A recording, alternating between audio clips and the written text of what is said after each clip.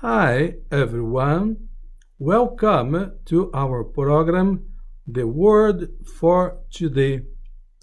The reading is taken from the book of the Acts of the Apostles, chapter 4, verses 32 to 35, and speaks about the first Christian community that was focused on the effective sharing of wealth from its members.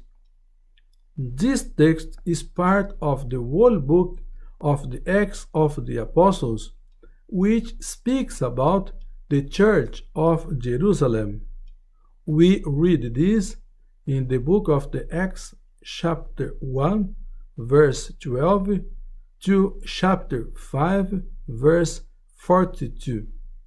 This part begins with the gathering of the group of the apostles. We read this in the Acts chapter 1 from verse 12 to 14.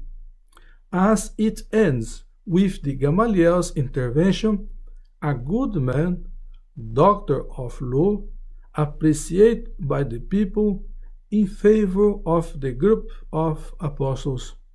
We read this in the book of the Acts, chapter 5, from verse 34 to verse 42.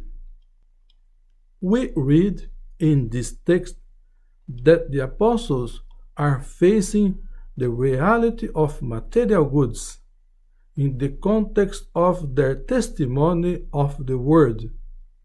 The people who have understood and followed the apostles since they began their activity, from now on a considerable group. With the apostles, they desired to share all their goods, so that this testimony may not be disturbed because of material things.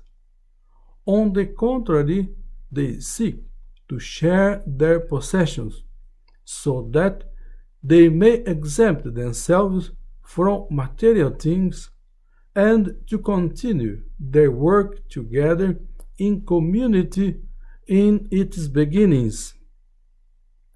What seems to be the main purpose of this first community is the communion and sharing. What is desirable is not misery, but the availability to help those who are most in need. We read, there was no needy person among them, for those who owned property or houses would sell them, bring the proceeds of the sale, and put them at the feet of the apostles, and they were distributed to each according to need. We read this in the book of the Acts, chapter 4, from verse 34 to verse 35.